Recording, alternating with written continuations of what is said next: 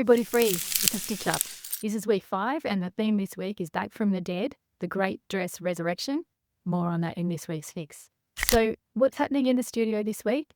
There is a lot of that whole like nestling down for winter kind of thing going on. So we're seeing the jackets coming back for new zips. I'm noticing with the weather changing, we're getting people thinking about inside the home. I'm doing some slip covers for some chairs for a lady who has a local wedding planning business called Studio Blanco. We had set the dates for some workshops. So you know that May the 1st is the remix workshop. There's going to be another workshop on the long weekend, which is June 6, 7, 8. There will be 3 days of classes, and we're going to make the remix dress as a coat. So it's going to open down the front and the front will be fully lined. So that's a bit exciting. And if you wanted to come to any of our Bring Your Own Project classes, if you can send me an email at lovesewing@loomfabrics.com.au and let me know your interest, because we only have sort of 4 places. So I don't usually list those online. I sort of have a lot of regulars, so there's not always a place. But if you email me if you're interested, we can also do some beginnery type things on those days. It's a really nice day. We come to the studio from 10 till 4. Everyone brings their lunch and brings their sewing machine, and we have a really great fun day. So people ask me questions, I help them through, work on whatever it is that you like. It's really fun. And thank you for keeping me accountable. These videos are really making me stay on what I promised I would do. So yes, the calendar is up there on the wall and the dates for term 2 are set, which is awesome. I'm very excited about that. So this week's tool time is all about sewing needles for your machine. So you can see there are a lot of different types of sewing needles that you can buy. So basically, you get a different needle for a knit, a different needle for a woven, and then within those 2 classifications, there's a range of finer to heavier weight, depending on what you're sewing. So if you were sewing a very fine silk, for instance, you'd want a very different needle to if you were sewing a heavy denim. You use a silk needle on a denim, you're going to snap it a lot quicker because it's going to be a lot thinner.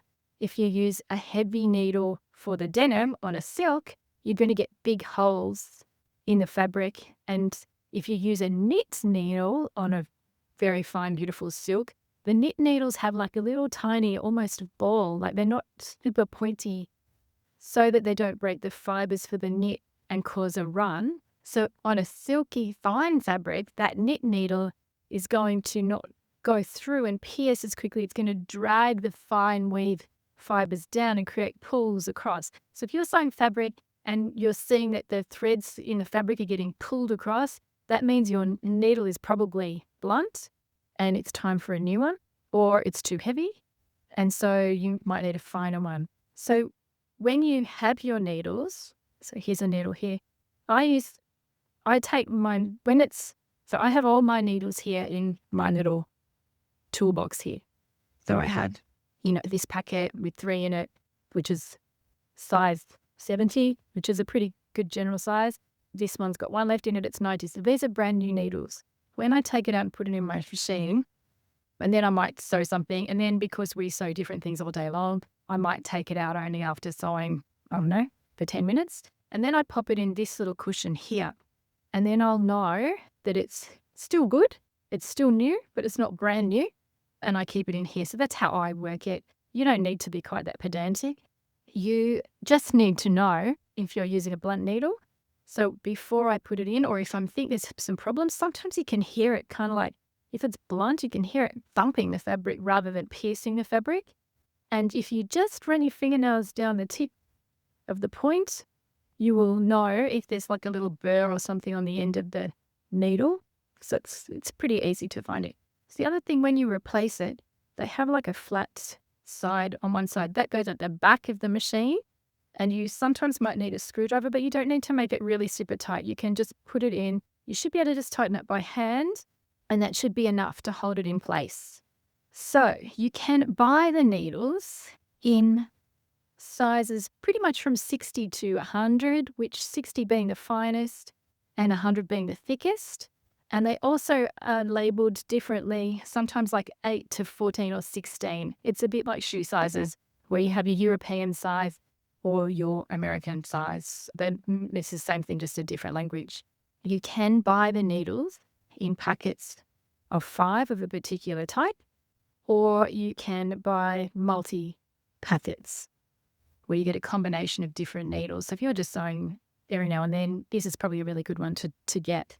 Now, when you snap your needle, because you will at some point in your machine, you will find you might get like a piece of needle left like this. It's got no point. You need to find that point. You don't want it rolling around in your machine because it could cause damage to the machine. I usually unplug my machine. If I have to, I tip it upside down and shake it until the part falls out. Quite often it's stuck in the actual sewing. It typically happens to me sewing over very thick jeans and things like that. But if you pull the fabric while you're sewing, you might make the needle bend and break. There's a few different things that can happen. So you just want to make sure that you get all the parts out of the machine before you put your new needle in. That's it. Oh, and if you want to buy some new needles, go to linfabrics.co to the haberdashery section and you'll find some needles there. Okay, now we're going to talk about fabric, facts and fiction. So Marianne asked me a couple of weeks ago how to know what she was buying when it's a blended fabric. So a lot of people wanting to buy natural fibers these days, where there's a big rise on sustainability, environmental impact, carbon footprint, all these things. So there's a lot of demand for linen. Now, linen is highly dependent on the weather to grow, and we've had a couple of seasons where it's a bit difficult to come across now, and a lot of people are buying it. There's a lot more awareness in the public, not just for sewing fabrics, even people who are buying sheets, other ready-made clothing, they're wanting to buy natural fibers. So what is happening is the fibers are being combined with viscose, for instance, or cottons to help make demand, essentially. So what I wanted to show you was kind of like a bit about viscose and what it actually is, and then how it works back with linen, and a couple of other things, how the difference is. So this fabric here is entirely viscose. Now you can see it's very drapey. So it's got a real drape to it. Now what viscose is, it's actually plant fibers, so bamboo, for instance, tencel, wood chip, essentially, that they chemically treat and turn into fibers to make fabric out of. It's really quite clever. So although the initial fiber is a natural fiber and they do wear and breathe nicely, there is a fair bit of chemical component and man-made component getting it from a tree or a plant of some kind into this.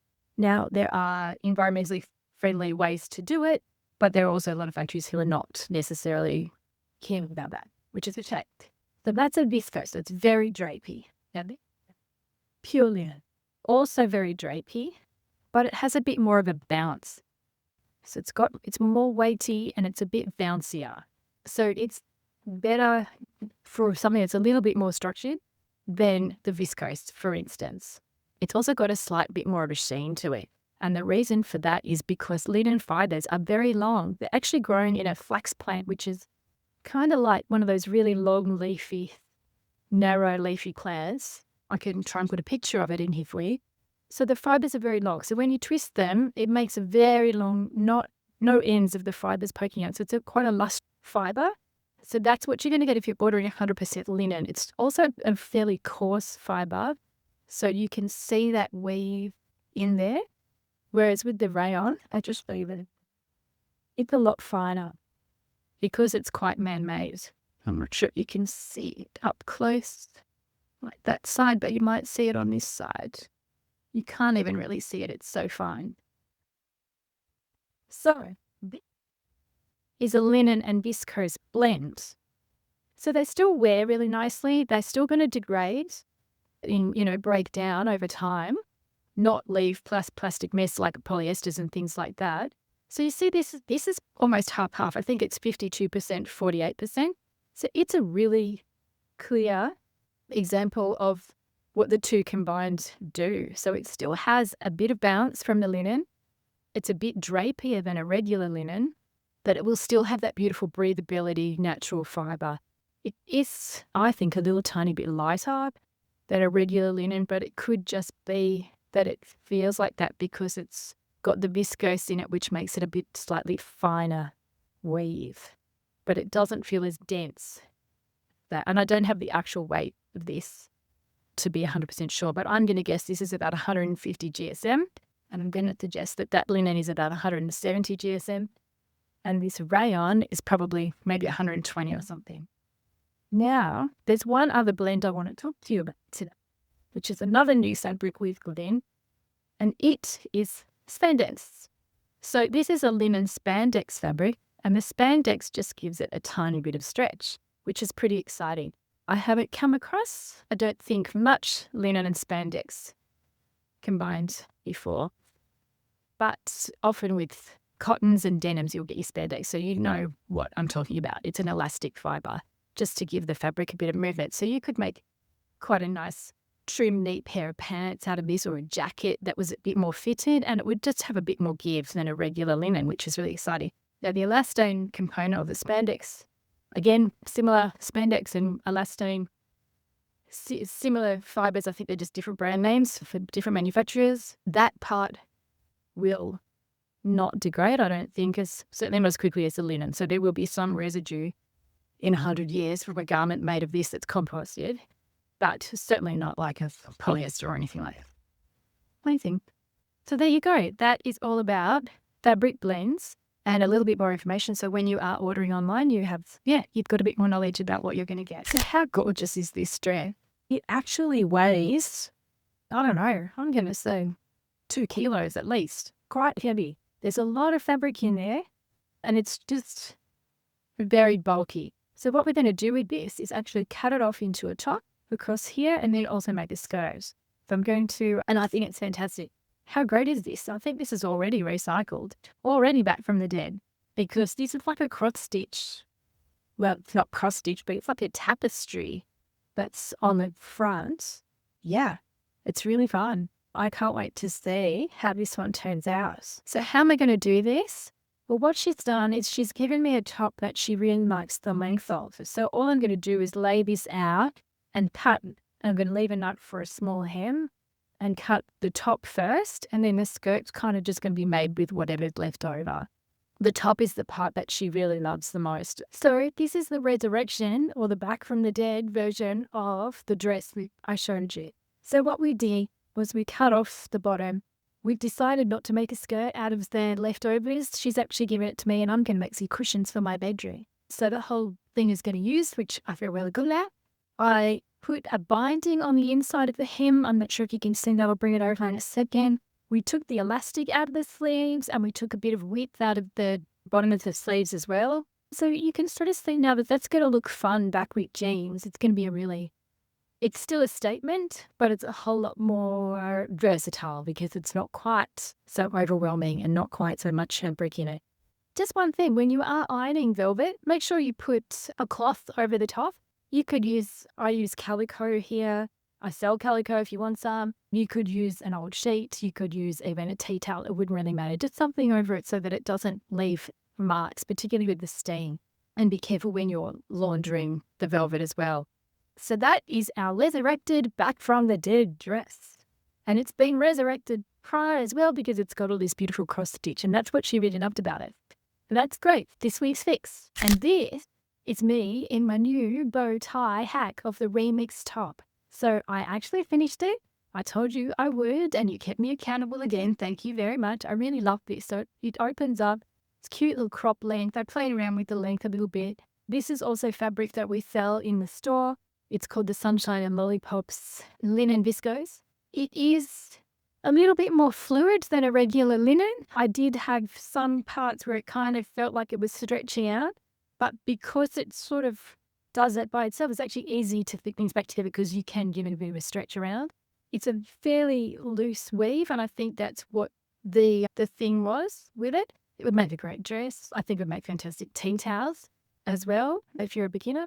Lots of fun things you could do with this fabric. And this is the remix top, which I've gathered and done some extra things with, but there will be a hack pattern available or a modular add-on for this pattern piece, because you could also put this on the fold or put a seam here and have this as a dress. You could lengthen it and make it like a really cute dress as well, which would be stunning.